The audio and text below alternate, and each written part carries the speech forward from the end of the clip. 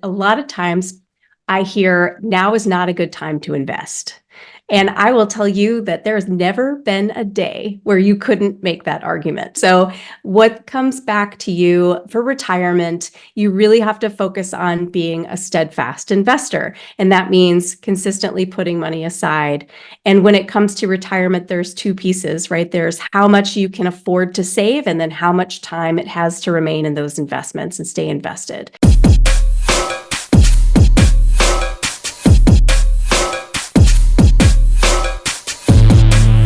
Hello, Profit First entrepreneurs and thought leaders. I am so excited. Today we have a special guest. Her name is Courtney Shipley, and Courtney is the founder and chief planologist of Retirement Planology, which is a consulting and registered investment advisory firm for corporate sponsored retirement plans. And she has a wealth of experience in the retirement industry. And she works with her clients really to perform investment analysis, plan design, employee education, and really helps employers create retirement plans within their company. And today, what we're going to do is we're going to talk about your retirement. Unfortunately, when I see a lot of businesses, a lot of them are looking for that valuation that they're going to get when they retire. And the reality is, your business, to get that valuation, you have to have profit along the way, right? And the best way to really secure your retirement is to start now. So I'm excited to have Courtney on our platform to talk about retirement and setting that up. And what's the best way to go about that so that you can create that generational wealth? And really, I think, my husband says it best, one of the best gifts that you can give your next generation is your own self-sufficiency, meaning that they don't have to worry about how they're going to take care of you. I remember when I first started my business, there was a guy that was very popular in our business community. And I remember he had a death that he died pretty young and unexpectedly. And I remember his widow was, at the funeral asking for donations in order to fund the funeral costs. And Oh. we don't want any of you guys to be that. So this is an important discussion that we want to have today. So please join me in welcoming Courtney Shipley to our platform. Hey, Courtney, how are you doing today? Hey, I'm great. Thank you so much for having me. I'm so excited to talk to you today. Well, this is a very important conversation, right? Agreed. Very needed, very important. And Courtney, I always like to start off like, you're obviously working for a lot of companies, you're helping them set up their retirement plans. What's the state of retirement plans in small businesses today? Like, what are you seeing that's common?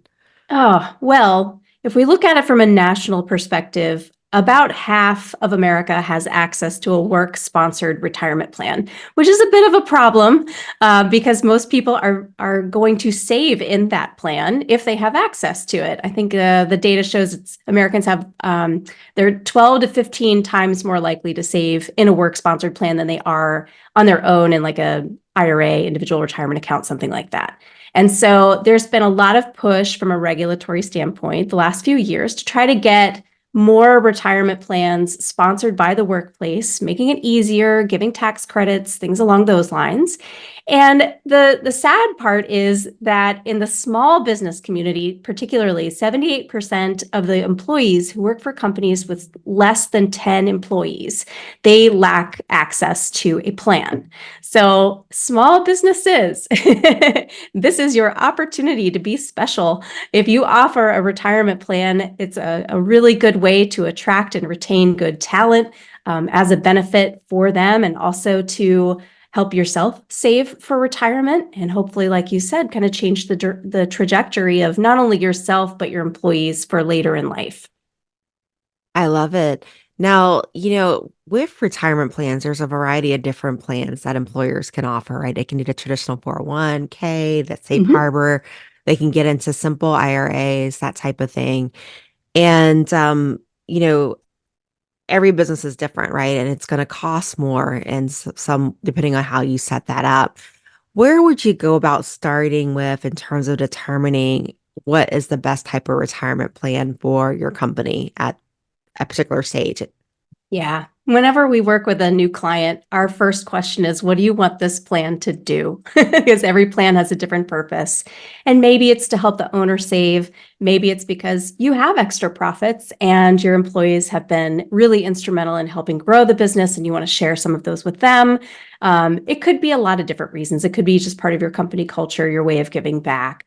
And so we work with clients to figure out first, like, what are we talking here? Do you want to save? Is it all your employees that want to save? How much?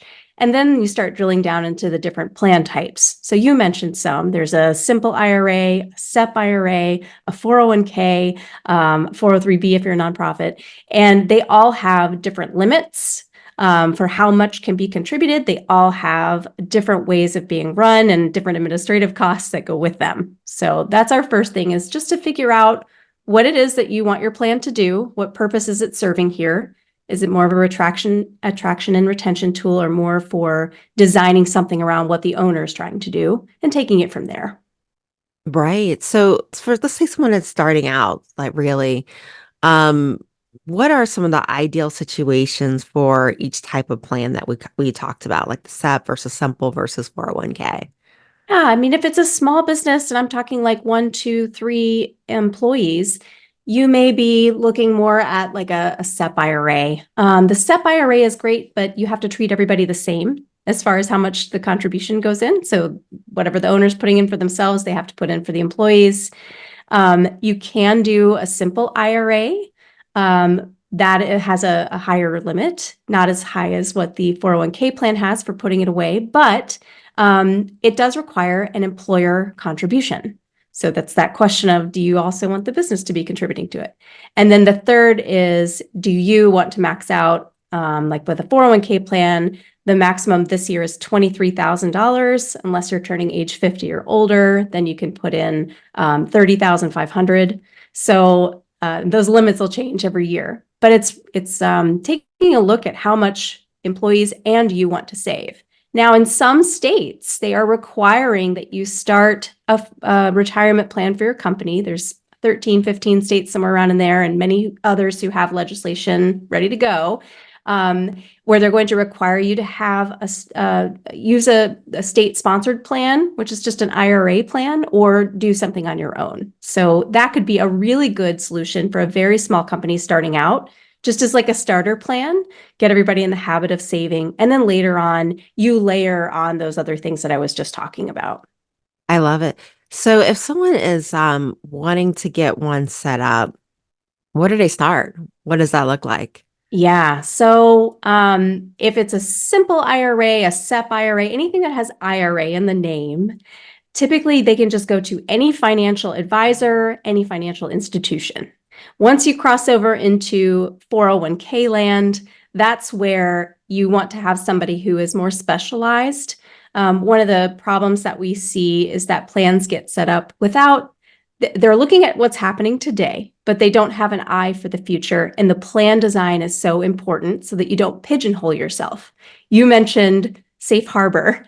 And what that means is a way to give all of your employees a contribution, and it gets you out of some of the IRS non-discrimination testing. And that might be good for today. It might be terrible for tomorrow, or vice versa. And so working with somebody who's more specialized in company retirement plans, like us, let's be real, would be the best route to go. Now, I know a lot of entrepreneurs, when they first are approached about starting a retirement plan, the first thing they're thinking is like, oh my gosh, how much is this going to cost me? Right. That, and is this going to grow and become unaffordable, right? Because of Mhm. company growth, more employees being added. What advice do you have for these entrepreneurs? Right. The advice that I have is that the retirement plan typically follows health insurance. That seems to be the one that people care more about. So I would put more focus on that first, and then retirement plan maybe second.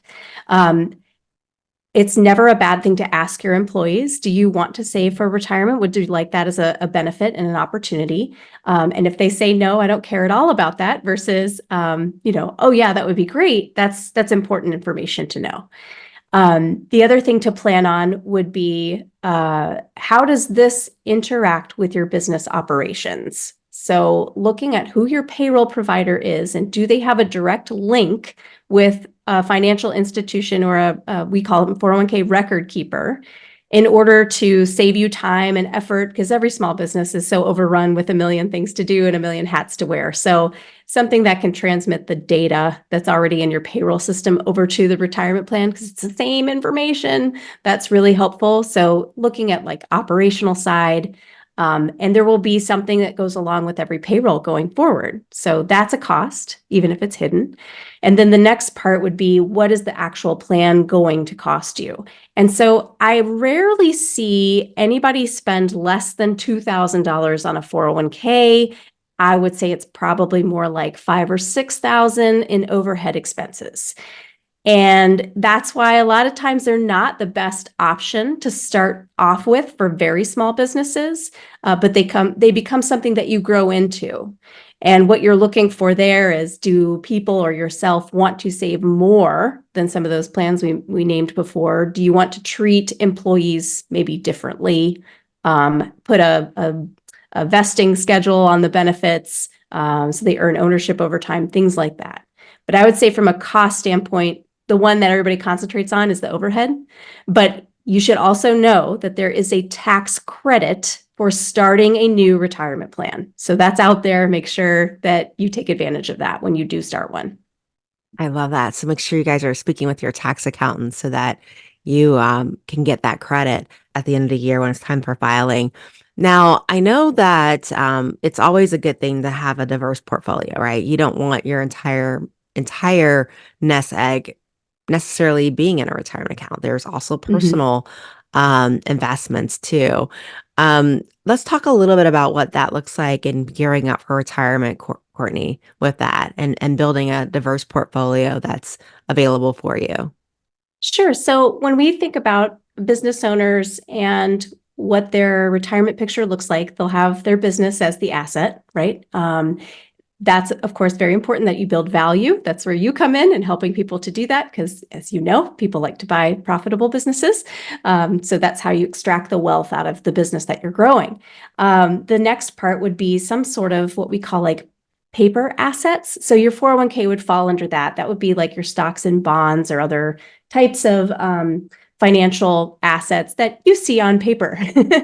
And then there's the third aspect, which could be something else that generates income for you. So in some cases, it's like a real estate or other type of mailbox money, something that you have that a check just shows up on.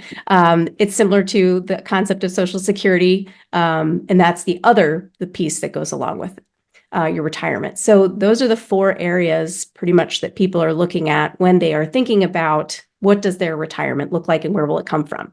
I do want to point out that because your audience is business owners, retirement plans, specifically the 401k, that has more creditor protection to it than an IRA, or, if you had rental property or something along those lines. So if that's something you're concerned about or want to de-risk, that's another way to save for retirement that's a little bit more protected. I love it. I love it. So that's definitely, looking at what your risks are and what you might have up in the pipeline, what you might need to do. Definitely Yep. looking at a way of shielding that and protecting that is very important as a business owner. Now, the market has been interesting over the last few years, right? We've seen some ups that were wonderful. We've seen some downs that were wondering if we would ever recuperate. With you being an investment advisor, what are some things we should be looking out in the market? Well, I think that a lot of times I hear now is not a good time to invest. And I will tell you that there's never been a day where you couldn't make that argument. So what comes back to you for retirement, you really have to focus on being a steadfast investor. And that means consistently putting money aside. And when it comes to retirement, there's two pieces, right? There's how much you can afford to save, and then how much time it has to remain in those investments and stay invested. So the more you can front load in your younger years, the less you have to save over the life of your career, and the longer it has to work for you. So if you are getting short on time, you might have to load up more on contributions and take a little bit more risk maybe than you thought you would have to on the investment side. So that's the biggest one. Is I know that the news articles always have something, all the different headlines always say today's a terrible day for various reasons for investing, but at any point in time in history, you could have also made that argument. So how do you know when you have enough? Like what's enough? What is enough? Isn't that a great question? So this is not our expertise, but working with a personal financial advisor who can step you through the process of figuring out what it is you want to do when you have the luxury to decide how you spend your time later in life. What does that cost? And then working backwards into what do you need to save today in order to get there? And what does your business need to be worth in order to get there? And there usually is an enough amount for everybody. But if you don't have, what is it from Alice in Wonderland? Like if you don't know where you're going, any path will do. The Cheshire Cat says it's the same for your personal finances and for retirement plans in general. Got it. So start with your financial advisor, your personal financial planner, and Yeah, and work backwards because everyone might be different, right? It that's depends right. on how old you plan to be when you Mhm. retire, how many years you're going to spend in retirement, what lifestyle you're used to, right? If you're used to traveling the world and suddenly you're home as a couch potato, that might kill you, right? That's So right. we got to have fun in retirement too, and start realistically thinking about what do I want to do those last few decades Yep. of your life, right? As you're living it up Two, maybe with three that. decades. My grandfather You, is turning 100. congratulations. You got I some good know. genes there. Some Crazy. very, very good genes. I got to So, save. yeah, yeah, definitely. So, Courtney, I'm just curious where you see it goes wrong, where people are looking at regret, right? Where do you see it going wrong? And how do we prevent that from happening? For company retirement plans, I see it going wrong where the business owner did not leave themselves enough flexibility. So they're having to make a contribution to the retirement plan that they didn't expect, or that they just no longer want to make because of financial conditions. So working again with somebody who really understands the ins and outs of all those retirement plans is super important because you want to leave yourself enough runway and flexibility in them. So that's one place we see it go wrong. The second is just underestimating that employees might want to have this type of plan. For many folks, they just haven't thought about it, especially if it's a minority owned business. We know that the statistics are not great for them having or offering retirement plans. And so, will that make your business special? Yes, it will, especially if it's a smaller company and you're competing for talent with larger competitors.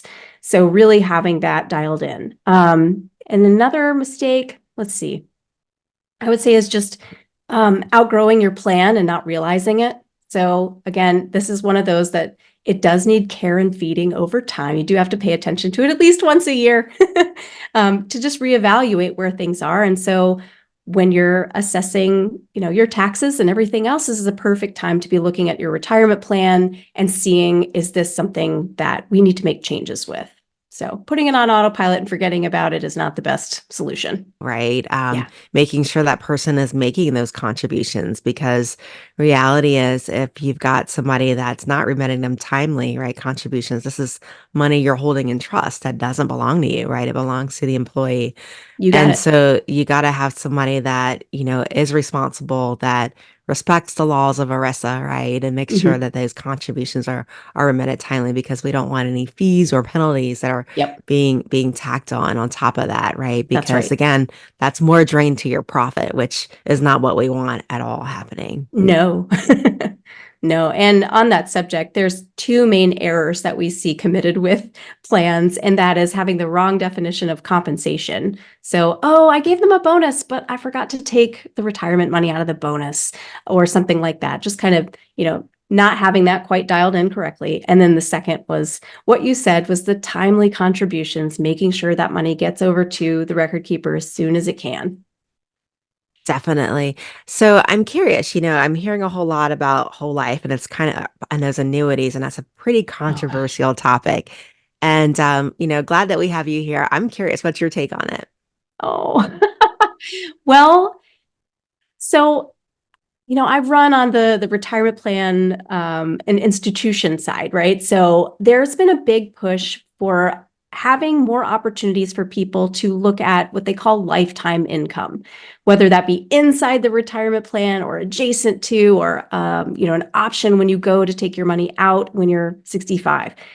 And I think there's a time and a place for all of those different financial products. Otherwise, they wouldn't exist, right? And so, what the important thing is that you evaluate what it is you need and what kind of sense of security you need around that. And so, for many people, they take their 401k balance and they just take small distributions from it for the rest of their life, and that's fine. They're still okay having it invested in the market going up and down. And then there's other people that say, I've got these four things, my house, my utilities, whatever, that I just want to know will be paid for the rest of my life. I'm willing to exchange part of my balance with the insurance company to get a guarantee.